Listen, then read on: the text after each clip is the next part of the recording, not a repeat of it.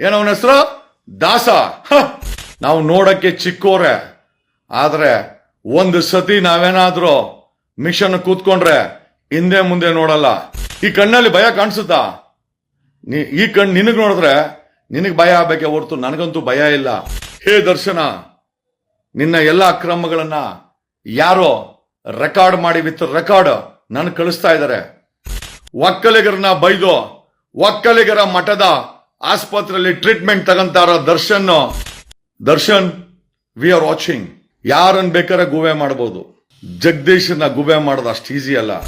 So ನಾನು ಹೇಳೋದೇನು ಅಂತಂದ್ರೆ, ದರ್ಶನ್ ಹೇಳಿದ್ದು ಕೋರ್ಟ್ಗೆ, ನಾನು ಇಲ್ಲೇ ಇದ್ರೆ ಟ್ರೀಟ್ಮೆಂಟ್ ತಗೊಂಡಿರಾ ಲಕ್ವಾ ಹೊಡೆಯುತ್ತೆ ಅಂತ. 15 ದಿವಸ ಆಯ್ತು, ಯಾವುದೇ ಟ್ರೀಟ್ಮೆಂಟ್ ಆಗಿಲ್ಲ, ಯಾವುದೇ ಲಕ್ವಾ ಹೊಡೆದಿಲ್ಲ ಅಂದ್ರೆ ಹೈಕೋರ್ಟ್ಗೆ ಕೊಟ್ಟ ಮಾಹಿತಿ ಸುಳ್ಳ? ಕೋರ್ಟ್ ಅನ್ನೇ ದಿಕ್ ತಪ್ಪಿಸದ್ನ Darshan? This is the question. ಒಬ್ಬ ಕೊಲೆ ಮಾಡಿ ಗ್ಯಾಂಗ್ ಸಮೇತ ರೇಣುಕಾ ಸ್ವಾಮಿನ ಬಾಡಿನ ತಗೊಂಡೋಗಿ ಸಾಕ್ಷಿ ನಾಶ ಮಾಡಿದಂತ ದರ್ಶನ್ ಕೋರ್ಟ್ ಅಲ್ಲಿ ದಮ್ ಮಾಡ್ಕೊಂಡು ಚೇರ್ ಹಾಕೊಂಡು ಡಾನ್ಗಿರಿ ಮಾಡಿದಂತ ದರ್ಶನ್ಗೆ 3 ಕೇಸ್ ಬಿತ್ತು. ಅಲ್ಲಿಲ್ಲದ ಬೆನ್ನೋವು ಬಳ್ಳಾರಿಗೆ ಹೋದಾಗ ಹೆಂಗ್ ಬಂತು? ಹೈಕೋರ್ಟ್ಗೆ ಯಾವ ಆಧಾರದ ಮೇಲೆ ಲಕ್ವಾ ಹೊಡೆಯುತ್ತೆ ಅಂತ ಕೋರ್ಟ್ಗೆ ತಿಳಿಸಿದ ದರ್ಶನ್. ಅನುಮಾನದ ಮೇಲೆ ಅನುಮಾನ ನಮಗಂತೂ ಕಾಡ್ತಾ ಇದೆ.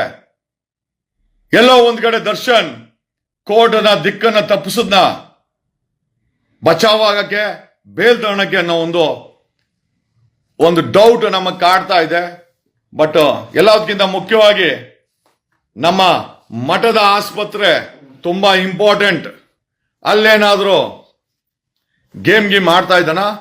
ಒಕ್ಕಲಿಗರನ್ನ ಬೈದು ಒಕ್ಕಲಿಗರ ಮಠದ ಆಸ್ಪತ್ರೆಯಲ್ಲಿ ಟ್ರೀಟ್ಮೆಂಟ್ ತಗಂತಾರ ದರ್ಶನ್ ಚೆನ್ನಾಗಿ ನೋಡ್ಕೊಳ್ಳಿ. ನಾವ್ಯಾರು ಪಾಪಾತ್ಮರಲ್ಲ. ಮಠದ ಆಸ್ಪತ್ರೆ ಸರ್ವರಿಗೂ ಬಾಗಿಲು ತೆಗೆದಿದೆ. ಬಟ್ ಪ್ರಶ್ನೆನಪ್ಪ ಅಂತಂದ್ರೆ, ಈ ದರ್ಶನ್ ಹೊರಗಡೆ ಕೊಲೆ ಮಾಡಿ ಗೇಮ್ ಮಾಡ್ದ, ಈ ದರ್ಶನ್ ಜೈಲ್ಗೆ ಹೋಗಿ ಗೇಮ್ ಮಾಡ್ದ, ಬಳ್ಳಾರಿಗೆ ಹೋಗಿ ಈಗ ಬೆನ್ನೋವು ಅಂತೇಳಿ ಲಕ್ವಾ ಹೊಡೆಯುತ್ತೆ ಅಂತ ಈಚೆ ಬಂದಿದ್ದಾನೆ. ದ ಬಿಗ್ಗೆಸ್ಟ್ ಕ್ವಶನ್ ಇಸ್, ನಿಜವಾಗ್ಲೂ ದರ್ಶನ್ಗೆ ಆ ತರ ಟ್ರೀಟ್ಮೆಂಟ್ ಅವಶ್ಯಕತೆ ಇದೆಯಾ? ಅಥವಾ ಬೇಲ್ ತಗೊಳಕ್ಕೋಸ್ಕರ ದರ್ಶನ್ ಎಲ್ಲರೂ ದಿಕ್ ತಪ್ಪಿಸದ್ನ? ಈ ಪ್ರಶ್ನೆ ನನಗಂತೂ ಕಾಡ್ತಾ ಇದೆ. ಆಮೇಲೆ ದೊಡ್ಡ ದೊಡ್ಡ ಆಸ್ಪತ್ರೆ ಇದೆ, ವಿಕ್ರಮ್ ಆಸ್ಪತ್ರೆ ಇದೆ, ಕೊಲಂಬೇಶಿಯೋ ಇದೆ, ಸಾಕಷ್ಟು ದೊಡ್ಡ ದೊಡ್ಡ ಆಸ್ಪತ್ರೆ ಇದೆ. ಅದೆಲ್ಲ ಬಿಟ್ಟು ಒಕ್ಕಲಿಗರ ಸಂಸ್ಥೆಗೆ ಸೇರಿದ BGSಗೆ ಯಾಕೆ ಹೋದ? ನನಗೆ ಆತ ಹೋದ್ರೆ ಟ್ರೀಟ್ಮೆಂಟ್ ಕೊಡ್ಬಿಡಿ ಅಂತ ಯಾವುದೇ ಭಾಗಗಳಿಲ್ಲ. ಬಟ್ ಏನಾದ್ರೂ ಗೇಮ್ ಆಡ್ತಾ ಇದ್ದಾನೆ ಅವನು ಅವ್ನ ಗ್ಯಾಂಗ್ ಅನ್ನೋದನ್ನ ನಿಮ್ ಮುಂದೆ ಇಡುತ್ತಾ? Darshan, we are watching. ಯಾರನ್ನ ಬೇಕಾದ್ರೆ ಗುವೆ ಮಾಡಬಹುದು, ಜಗದೀಶನ್ನ ಗುವೆ ಮಾಡೋದು ಅಷ್ಟು ಈಸಿ ಅಲ್ಲ. ತಗೋ ಟ್ರೀಟ್ಮೆಂಟು, ನೋಡೋಣ. ಲಕ್ವಾ ಹೊಡೆದಂಗೆ ನೋಡ್ಕೊ ನೀನು. ಬೇರೆಯವ್ರು ಕೆಟ್ಟವಾದ್ ಮಾಡಿದ್ರೆ ಖಂಡಿತವಾಗಿ ಲಕ್ವಾ ಹೊಡೆದೇ ಹೊಡಿತದೆ, ಹೊಡಿಲೇಬೇಕು. ಆದ್ರೆ ಲಕ್ವಾ ಹೊಡಿದಂಗೆ ನೋಡ್ಕೊಳಕ್ಕೆ ಡಾಕ್ಟರ್ ಇದ್ದಾರೆ. ಒಳಗಡೆನೂ ಜೈಲು ಒಳಗಡೆನೂ ಡಾಕ್ಟರ್ ಇದ್ರು. ವಿಕ್ಟೋರಿಯಾ ಆಸ್ಪತ್ರೆ ಇತ್ತು, ವಿಕ್ಟೋರಿಯಾ ಆಸ್ಪತ್ರೆ ದೊಡ್ಡ ದೊಡ್ಡ ಸರ್ಜನ್ ಇದ್ರು. ಆದ್ರೂ ಹೈಕೋರ್ಟ್ಗೆ ಲಕ್ವಾ ಹೊಡಿತದೆ ಅಂತ ಕಾರಣ ಕೊಟ್ಟು ಹೊರಗಡೆ ಬಂದು ಟ್ರೀಟ್ಮೆಂಟ್ ತಗೊಂತಾರ ತಾವು. ಆಪರೇಷನ್ ಆಗಿಲ್ಲ. ಯಾಕೆ ಅಂತ ನಮಗೂ ಕೂಡ ಕುತೂಹಲ ಇದೆ. ಏನೋ ದರ್ಶನ, ನಿನ್ನ ದಾಖಲೆಗಳನ್ನ ನೀನ್ ಮಾಡ್ತಾ ಇರುವಂತ ದಂಧೆಯನ್ನ ಯಾರೋ ನನಗೆ ದಾಖಲೆ ಸಮೇತ ಕಳಿಸ್ತಾ ಇದ್ದಾರೆ. ಯಾಕೆ ಅಂತ ನನಗೂ ಗೊತ್ತಿಲ್ಲ. ನಿನ್ನ ಹಣೆ ಬರ ಕೆಟ್ಟಿದ್ಯಾ, ಅಥವಾ ನಿನ್ನ ಪಾಪದ ಕೂಡ ತುಂಬಿದ್ಯಾ, ಅಥವಾ ಆ ಪಾಪಕ್ಕೆ ನಿನ್ನ ಕಂಡ್ರೆ ಬೇಜಾರಾಗ್ಬಿಡ್ತಾ ಅನ್ನೋ ಒಂದು ಪ್ರಶ್ನೆನ ಜನಗಳ ಮುಂದೆ ಇಟ್ಟು, what ever it is, Bengaluru ಜೈಲಲ್ಲಿ 7,000 ಜನ ಇದ್ದಾರೆ. ಒಬ್ಬ ದರ್ಶನ್ಗೆ ಒಂದು ಸ್ಪೆಷಲ್ ಟ್ರೀಟ್ಮೆಂಟ್ ಕಾನೂನಲ್ಲಿ ಸಿಗುತ್ತೆ ಅಂತಂದ್ರೆ ಮಿಕ್ಕ 6,999 ಜನರ ಗತಿ ಏನಾಗಬೇಕು? ಆರ್ಟಿಕಲ್ 14 ಆಫ್ ಇಂಡಿಯನ್ ಕಾನ್ಸ್ಟಿಟ್ಯೂಷನ್, ಸಂವಿಧಾನದ 14 ಹೇಳುತ್ತೆ ಕಾನೂನು ಮುಂದೆ ಎಲ್ಲರೂ ಒಂದೇ ಅಂತ. ಜಸ್ಟ್ ಬಿಕಾಸ್ ದರ್ಶನ್ ಹತ್ರ ಹಣ ಇದೆ, ದೊಡ್ಡ ದೊಡ್ಡ ಲಾಯರ್ ಕೊಂಡ್ಕೊಬಹುದು ಅಂತ ಹೇಳಿ ಕೋರ್ಟಿನ ದಿಕ್ಕನ್ನ ತಪ್ಪಿಸ್ಬಿಟ್ನ ಅಂತ ಭಯ ಆಗ್ತಾ ಇದೆ. ಏನೋ ಕೋರ್ಟು ಅಷ್ಟು ಈಸಿಯಾಗಿ ಏನನ್ನು ತಗೊಳಲ್ಲ ಅಂತ ಹೇಳ್ತಾ, ಹೇ ದರ್ಶನ, ನಿನ್ನ ಎಲ್ಲ ಅಕ್ರಮಗಳನ್ನ ಯಾರೋ ರೆಕಾರ್ಡ್ ಮಾಡಿ ವಿತ್ ರೆಕಾರ್ಡ್ ನಾನು ಕಳಿಸ್ತಾ ಇದ್ದಾರೆ. ಒಂದಂತೂ ನಿಜ, ನಿನ್ನ ಕರ್ಮದ ಪಕ್ಷಿ ಒಂದು ನಾನು ಕಳಿಸ್ತಾ ಇದ್ದಾರೆ. Be careful.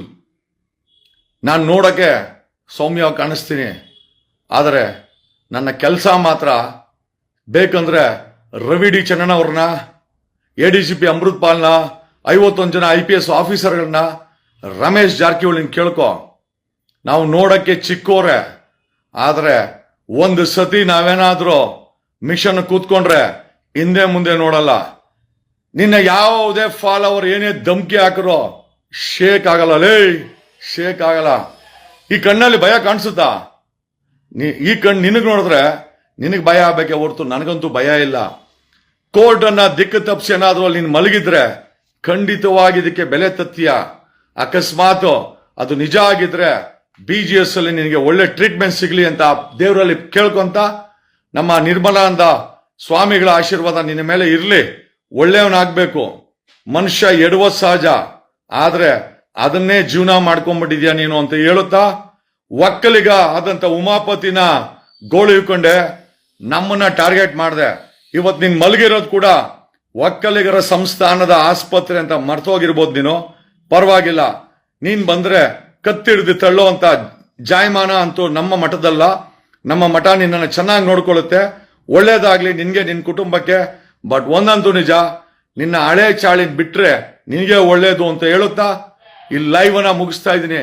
ಏಯ್ ಜಾಂಡಾಗಳ, ಅವನ ಶಿಷ್ಯಂದ್ರ ಜಾಂಡಾಗಳ, ಫೋನಲ್ಲಿ ಧಮ್ಕಿ ಕೊಟ್ರೆ ಹಂಗೆ ಎಲ್ಲೇ ಇದ್ರು ಕರ್ನಾಟಕದ ಯಾವುದೇ ಮೂಲೆಯಲ್ಲಿರೋ ಪ್ರೈವೇಟ್ ನಂಬರ್ ಆಗ್ಲಿ ಹುಡುಕಿ ಅರೆಸ್ಟ್ ಮಾಡಿಸ್ತೀನಿ.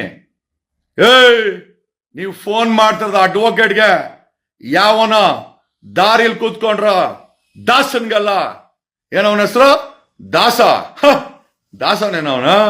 ಅದಕ್ಕೆ ಮಲಗವನ್ ನೋಡಿ ಲಕ್ವ ಹೊಡಿತದೆ ಅಂತ. ಅವನ ಕೋರ್ಟ್ ಕೊಟ್ಟಿರೋದೇನಾದ್ರೂ ಸುಳ್ಳು ಅಂತ ಗೊತ್ತಾದ್ರೆ ಖಂಡಿತವಾಗಿ ಅವನ ಜೀವನದಲ್ಲಿ ಬೇಲ್ ಸಿಗಲ್ಲ ಅವನಿಗೆ. ಅದೇ ಜೈಲಲ್ಲಿ ಕೊಳಿಬೇಕಾಗ್ತದೆ ಅಂತ ಹೇಳುತ್ತಾ, ನೀನ್ ಪಾಪ ಮಾಡಿದ್ಯಾ ಅಂತ ನಾವು ಅದ್ರ ಬಗ್ಗೆ ಮಾತಾಡಕ್ ಹೋಗಲ್ಲ. ನಮಗ್ ಒಂದೇ ಒಂದು ವಿಚಾರ, ಮಾಡಿರೋದು ಕೊಲೆ, ಅದು ಗ್ಯಾಂಗ್ ಅಲ್ಲಿ, ಅದಕ್ಕೆ ಶಿಕ್ಷೆ ನಿನ್ಗೆ ಆಗ್ಲೇಬೇಕು. ಅದು ನೀನ್ ತಪ್ಪಿಸ್ಕೊಳಕ್ ಸಾಧ್ಯನೇ ಇಲ್ಲ. ನಾವು ಅದನ್ನ ಬಿಡೋದು ಇಲ್ಲ. ಒಂದಂತೂ ನಿಜ, ನಿನ್ನ ಪಾಪದ ಮೂಟೆ ತುಂಬಿದೆ, ಅದಕ್ಕೆ ಇದೆಲ್ಲ ಆಗ್ತಾ ಇದೆ. ಅದಕ್ಕೆ ಆ ದಿವ್ಯ ಶಕ್ತಿ ಈ ಜಗದೀಶನ್ ಕರ್ಕೊಂಬಂದು ನಿನ್ ಮುಂದೆ ನಿಲ್ಸಿದ್ದಾರೆ. ಯದಾ ಯದಾ ಹಿ ಧರ್ಮಸ್ಯ ಜ್ಞಾನಿರ್ಭವತಿ ಭಾರತ ಅಭ್ಯುತ್ಥಾನಮ ಧರ್ಮಸ್ಯ ತದಾತ್ಮಾನಂ ಸುಜಾನ್ಯಹಂ ಪವಿತ್ರಾಣಾಯ ಸಾಗೂನಾಯ ವಿನಾಶಾಯ ಚದೃಷ್ಟುತ ಧರ್ಮ ಸಂಸ್ಥಾಪನಾರ್ಥಾಯ ಸಂಭವಾಮಿ ಯುಗೆ ಯುಗೆ. ಎಲ್ಲೆಲ್ಲಿ ಅಕ್ರಮ ಆಗುತ್ತೆ, ಅನ್ಯಾಯ ಆಗುತ್ತೆ, ಆವಾಗ ಆ ದೈವ ಶಕ್ತಿ ಇಳಿದು ಬರ್ತದೆ. ಯಾವ ರೂಪದಲ್ಲಿ ಅಂತ ಅವನೇ ಹೇಳ್ಬೇಕು. ಓಕೆ, ಮಲ್ಕೊಂಡು ಅದೇನ್ ಕುಯ್ಸ್ಕೊಬೇಕೋ ಕುಯ್ಸ್ಕೊಂಡು ವಾಪಸ್ ಜೈಲಿಗೆ ಹೋಗು ಅಂತ ಹೇಳ್ತಾ ಈ ಲೈವ್ ಅನ್ನ ಮುಗಿಸ್ತಾ ಇದ್ದೀನಿ. ಯಾವನ್ನಾದ್ರೂ ಧಮ್ಕಿ ಹಾಕಿದ್ರೆ ನೀವು ಎಲ್ಲೇ ಇದ್ರು ಪೊಲೀಸ್ ಕರೆಸಿ ಅರೆಸ್ಟ್ ಮಾಡಿಸ್ತೀನಿ.